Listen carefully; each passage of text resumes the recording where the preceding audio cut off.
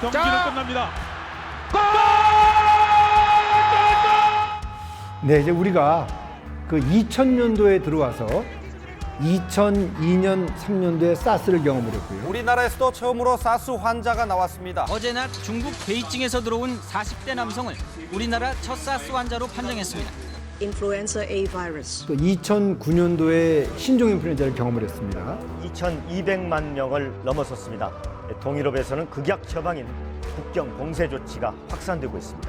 2015년도에 메르스를 경험을 했습니다. 메르스로 인해 유명을 달리하신 분들과 유족분들, 불편을 겪으신 분들께 죄송합니다.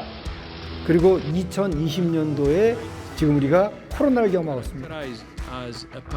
이렇듯이 새로운 감염병의 발생 주기가 점점 더 짧아지고 있어요. 그리고 점점 더 광범위하게 유행을 익히고 있어요. 네, 안녕하세요. 반갑습니다. 저는 현재 차의학전문대학원의 예방의학 교실의 교수이면서 보건산업대학원 원장을 맡고 있는 전병률이라고 합니다. 시기가 겨울철이니만큼 우리가 그동안에 경험해보지 못했던 그런 많은 환자가 지속적으로 발생하는 그런 시점에 와 있고요. 겨울철 우리 생활은 실내에서 생활을 주로 하게 되고 또 그런 실내는 주로 이제 밀집, 밀접, 밀폐 환경이면서 더욱이 또 날씨가 추워지니까 환기가 잘 되지 않는 그렇게 되는 상황이다 보니까 이 바이러스의 감염력이 대단히 커지는 환경을 만들어주고 있죠. 그렇기 때문에 일단은 지속적으로 환자가 폭발적으로 발생할 수밖에 없는 그런 상황이다. 그렇기 때문에 상당히 위중한 그런 상황이다. 이렇게 보셔야 되겠죠. 완전 봉쇄를 하게 되면은 그 효과를 보려면 적어도 이 코로나라는 질병이 가지고 있는 이 잠복기가 있어요. 그 잠복기가 이제 통상 14일 정도라고 합니다. 그러면은 그 잠복기의 2배수가 되는 4주 정도가 완전 봉쇄가 돼야지만이 그 다음 연결고리를 끊을 수가 있는 거예요. 그럼 기본적으로 4주 정도의 완전 봉쇄를 하게 됐을 때 그 봉쇄의 효과를 우리가 거둘 수 있는 거예요. 그런데 그 4주의 완전 봉쇄를 우리가 과연 인내할 수 있는 나름대로의 체력을 가지고 있느냐.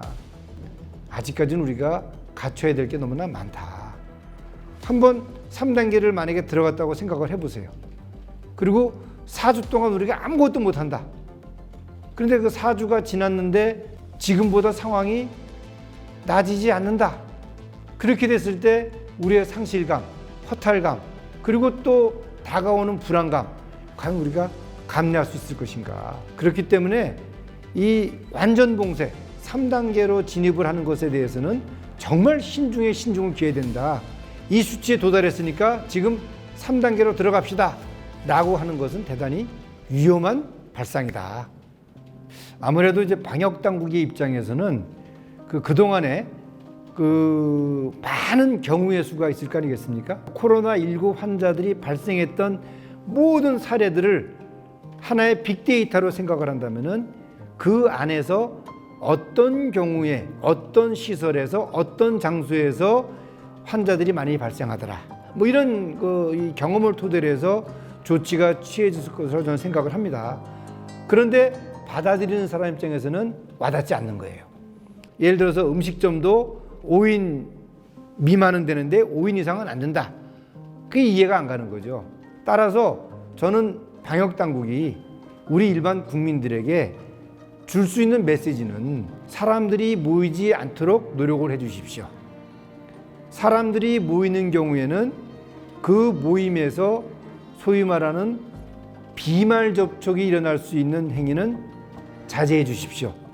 그런 메시지 위주의 전달.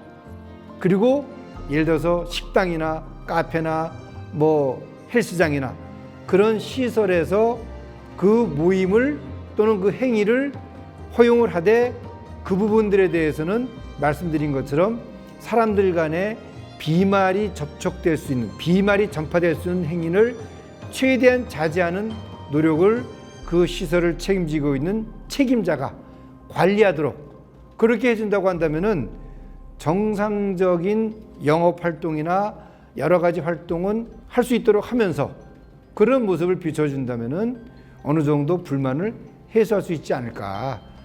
지금 사실 보면은요, 일반 개개인들은 엄청나게 그걸 잘 따라요. 그러나 그 조치에 불응하는, 예를 들어서 새벽에 모임을 할 수 있는 그런 사람들이 있다면은 아무리 2.5단계를 해도 그것이 실행이 안 되는 거예요. 그러니까 그 실행을 책임지고 할 수 있는, 그 관리할 수 있는 그런 마인드가 있는 사람들한테는 어느 정도 융통성 있게 풀어줄 수 있는 그런 방역을 한다면은 지금 1년 동안 많이들 지쳤거든요. 그러니까 이제 막 뭐 시위도 하고 단체 활동도 하는 거예요. 그런 거를 좀 해소할 수 있지 않을까 하는 생각을 가져보는 거죠. 백신의 개발, 구매와 관련돼서는요, 반드시 우리가 따라가야 돼요. 그 백신을 개발하고 구매하는 과정에 우리가 절대로 뒤처져서는 안 된다. 특히 이런 신종 감염병, 아무도 이 백신을 개발해 본 적이 없는 그런 경우라면은 더더욱 최고의 이 기업을 우리가 따라가야 됩니다. 그리고 거기에 대해서 가능성을 1%라도 가능성을 염두에 두고 우리가 투자를 해야 돼요. 그래야지 그 백신이, 치료제가 개발됐을 때 우리한테 우선순위가 돌아오는 겁니다. 그렇기 때문에 법령으로 신종 감염병이 발생됐을 때 그 신종 감염병에 대한 치료제 개발이나 백신의 개발에 세계 최고의 기업이 투자를 하게 되면은 우리 정부도 거기에 선구매 할 수 있는 조항을 만들어서 우리 국민들에게 바로 적용이 될 수 있도록 하는 법령 정비가 무엇보다 중요하다. 사실상 우리 기업이, 우리 제약회사가 이런 새로운 질병에 대해서 치료제나 백신을 개발해 본 경험이 전혀 없기 때문에 우리의 기업의 인프라를 구축하는 것도 중요하지만 또 다른 선진국들이 하고 있는 것에 우리가 동참하는 노력도 대단히 중요하다. 그런 면에서 앞으로는 어떠한 경우라도 이러한 새로운 질병이 발생했을 때 과감하게 선구매, 선투자 할 수 있는 법령 정비, 또 그렇게 해야지만이 국민들이 정부를 신뢰할 수 있다. 그런 점을 이번에 우리가 절실히 느꼈다. 저는 이제 그렇게 보고 있는 거죠. 네, 이제 우리가 그 2000년도에 들어와서 2002년, 3년도에 사스를 경험을 했고요.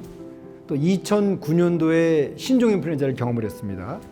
2015년도에 메르스를 경험을 했어요. 그리고 2020년도에 지금 우리가 코로나를 경험하고 있습니다. 이렇듯이 새로운 감염병의 발생 주기가 점점 더 짧아지고 있어요. 그리고 점점 더 광범위하게 유행을 일으키고 있어요. 거기에 맞는 모든 준비를 또 우리가 복귀를 해야 돼요.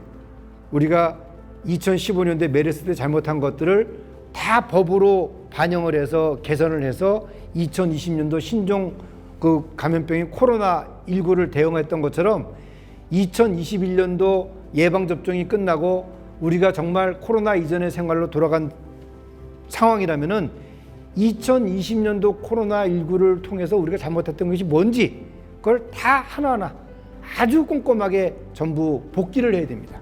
그리고 거기에서 나타난 문제를 보완을 해야 돼요. 저는 이번에 제일 뼈저리게 느낀 점은 새로운 치료제나 백신 개발에 대한 투자, 또 선구매 이런 노력이 정말 완벽하게 이루어지려면 법으로 보완이 돼야 되겠다. 그 다음에 두 번째는 단기간 내에 계속되는 대규모 환자가 발생됐을 때 이들 환자들을 신속하게 격리할 수 있는 전담병원을 각 지역별로 초기에 지정할 수 있는 그런 정책도 확실하게 갖춰야 되겠다.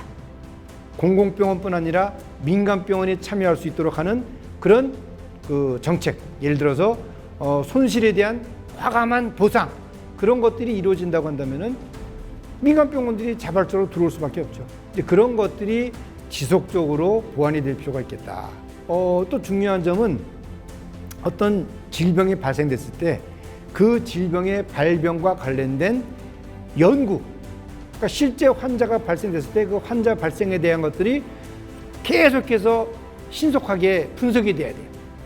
근데 우리는 그런 분석 결과가 다른 나라들과 비교했을 때 너무나도 늦어요.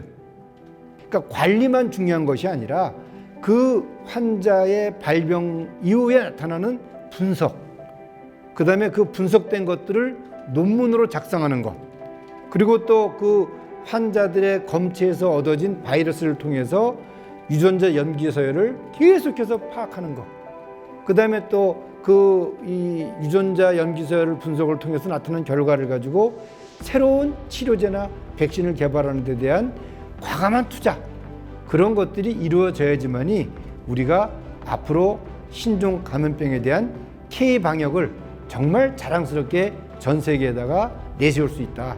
그 앞으로의 K 방역은 이제 그동안에 우리가 얘기했던 확진자 파악, 동선 공개 뭐 이런 것보다는 이제는 새로운 치료제를 개발하고 또 새로운 백신을 개발하고 이런 쪽에 투자를 하는 것이 앞으로 나가야 될 K 방역의 방향이다. 이렇게 보시는 것이 바람직하다. 그렇게 생각을 합니다.